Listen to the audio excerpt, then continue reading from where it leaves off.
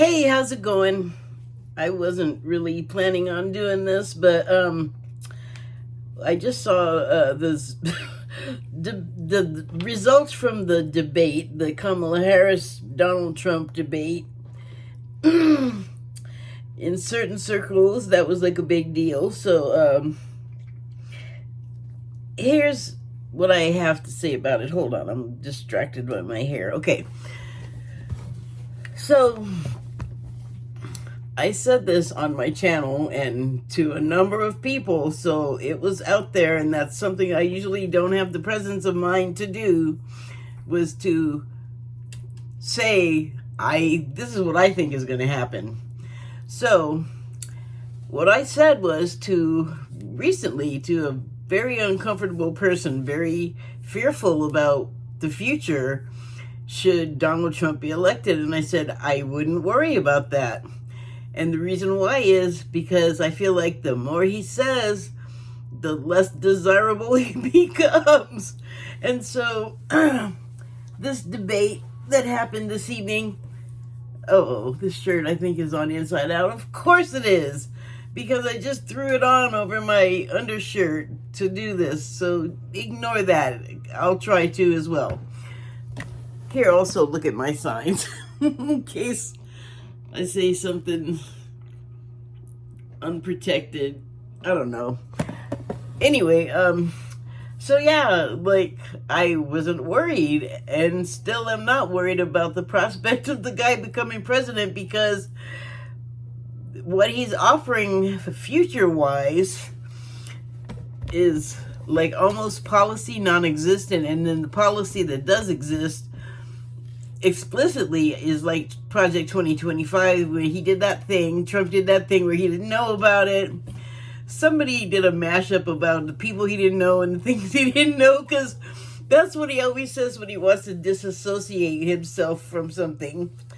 But I don't know who's been falling for that. I guess MAGA people, but I mean, I'll get to that. So the debate happened tonight, and then people were worried about Kamala Harris being able to perform and beat him, and so that is a moot point. And this I didn't say aloud, and now I wish I had, but first let me qualify my statement by saying that until now, where there really isn't a choice, Kamala Harris was not ever a choice of mine for president, and she just wasn't. I'm not saying she was a bad person, horrible, like, I don't know. I think it was the prosecutor thing, which now is working for her. That might have played into my decision, but I don't even know. It really, honestly, I think it was more that, like I just didn't like her, like celebrity-like kind of thing, like really stupid and shallow and superficial. But we all do it, I think. I mean, some of us have it worse than others. I would say that their name is MAGA. And when I say they have it worse than others, I just that, in my opinion, you make bad choices. As far as that goes, they are you and I, we are each other, so it's kind of silly to like get all mad and get on teams and get against each other, but we do it anyway because we, I guess, haven't grown out of it. We don't see the need to stop doing it. And I'm not saying that I have that completely perfected myself, but something that I've been seeing in my sort of spiritual teachings for a while is that, it's sort of been a thing of like, you need to move on from this, but also some of you eventually just will anyway, because that's just how evolution works, and some people drag behind others, and some people are like on the leading edge of things as far as change, and that can be in the personal sense like I'm talking about, or any other one really. Okay, I'm just like not satisfied. My shirt's all wrinkled and crooked. I'm crooked in my chair. My camera angle is crooked right now. I'm trying to get straight. I'm trying to get even. Okay, close enough.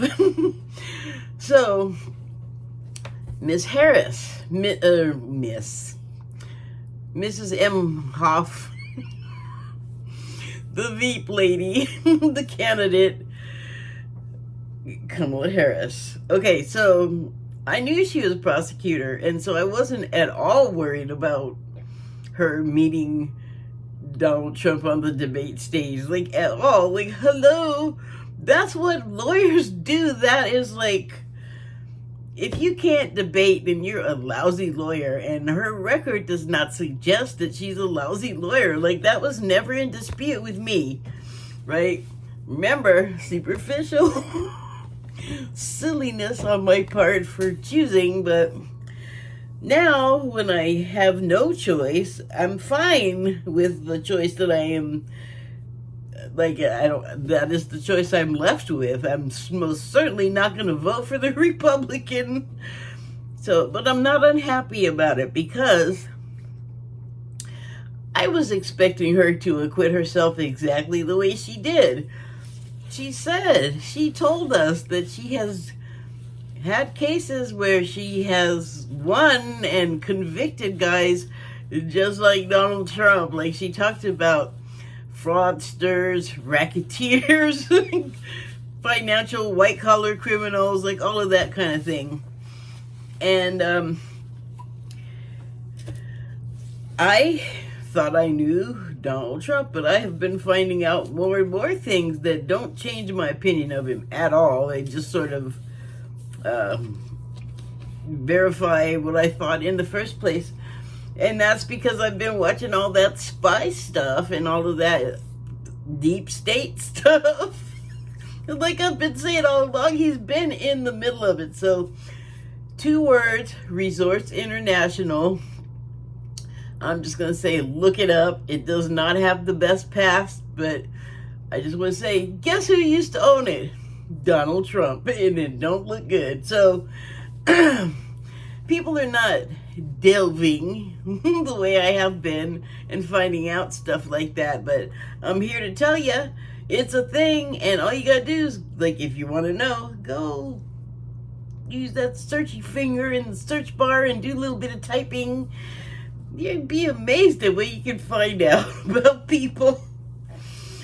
So anyway, she has experience dealing with his type, and you think they don't play games in court and faces and, you know, trying to give people hard looks and side eye and all kinds of influence like that, that if you have a certain reputation, which, you know, Trump really doesn't. People call him a fake gangster and a wannabe mobster. But the thing is he's always kind of been on the fringes of that, and he's not been as overt publicly about it. I'm sure privately he's just, like he is now, just gushing about dictators and terrible people and thinking like, come on, get behind me. All these people want to take down your country. They're like our enemies, basically. And this guy's like, I love these guys. They want nothing more than to see the United States fail, especially his lover.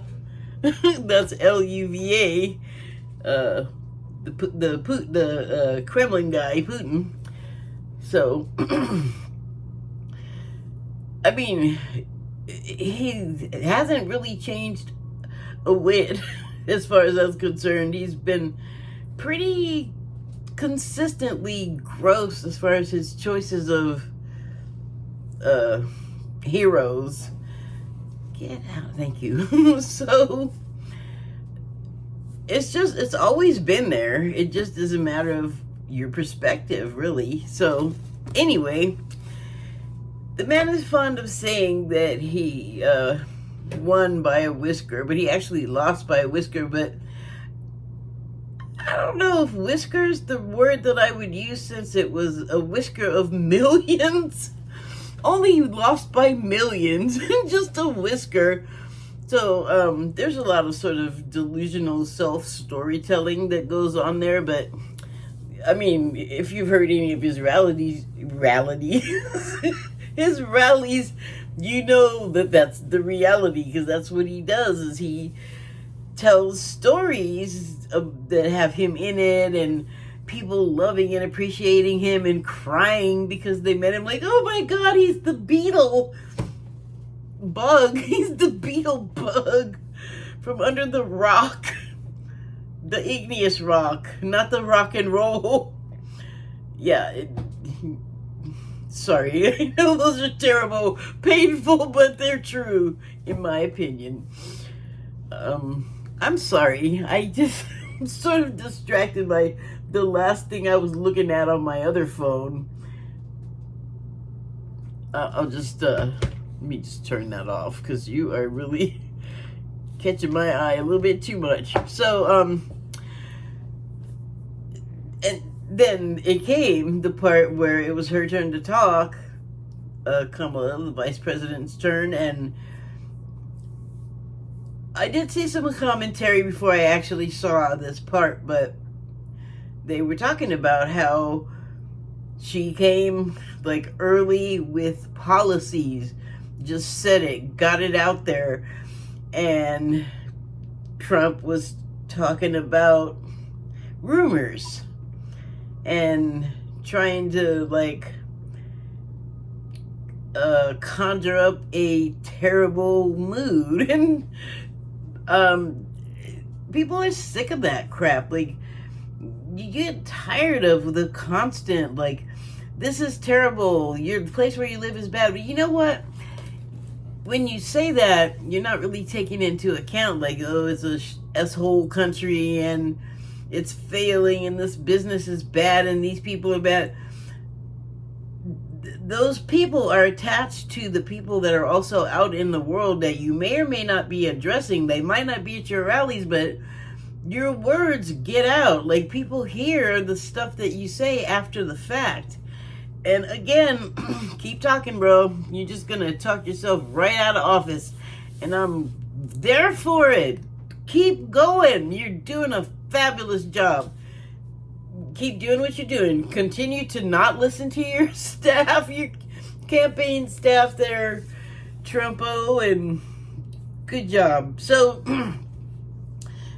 you know, like I said, like she said, actually, she has dealt with his type before in court. So all of his, like, trying to make memes, staring in the camera, but also, like, dude, you can't look her in the eye. That does not look good and masculine and manly and strong. It doesn't look any of those things when you can't look your accuser. That's a little old woman that you call so dumb and has no accomplishments, but you couldn't look at her saying stuff to you. Like, that does not spell strong for me. That spells moon. FOOL. Sorry. Don't mean to be a glotation device, but seriously, man, it's like, it's been years of abuse, verbal abuse from this guy, and this was so satisfying. And she's like stuck to the debate script vocally, but she had a lot of dramatic facial expression, ammunition, fire. That was fire, actually. Like, and I would expect nothing less. I have not personally been in court, and the Law and Order that I've seen, the lawyers generally aren't mugging and going for applause lines with just impressions, expressions. Good Lord. Yeah, I don't think that's what they do, but that's what she was doing. And I don't know, I've never been to court because I'm not that kind of girl. I've visited prisoners, but I didn't go to their trial proceedings, you know, like, I don't know. I guess it's a weird thing. I don't even know what to say about it. But anyway, maybe I'm wrong. Maybe mugging does happen, because that would be a device. And actually, I've seen it. The thing is like, Trump has spent a lot of time in courtrooms. He likes to drag people into court. He's not always successful, so I don't know where he gets the money to burn on losing, because you have to pay the other person's legal fees and stuff, and he's terrible about paying for stuff. I don't know, maybe the law can come after you for their money in a different way than just a private person. Again, I don't know about that either. It doesn't matter. Back to the debate. I would say to my nervous friends,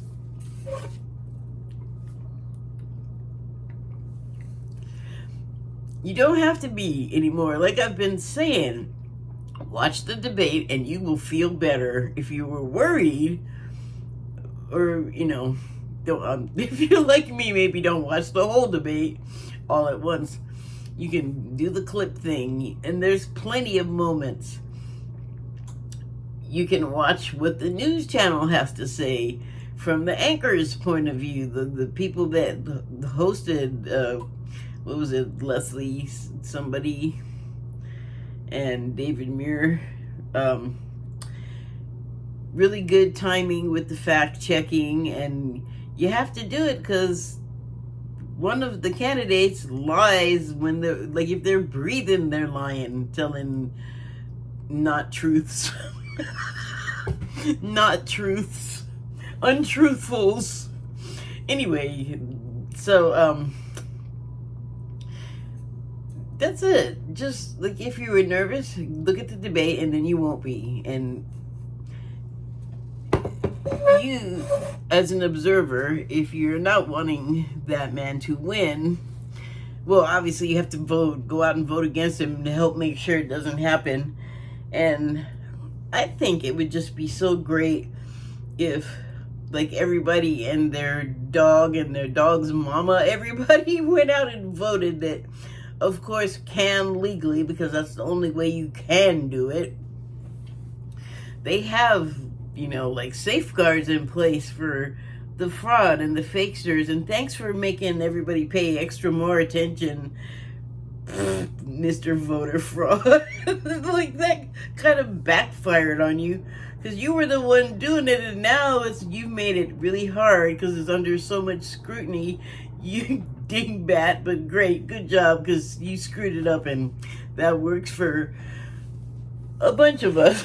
It works for me, though. Good job. Yeah, but that's it. Just, like, that's all I want to say. Like, don't panic. It's gonna be fine.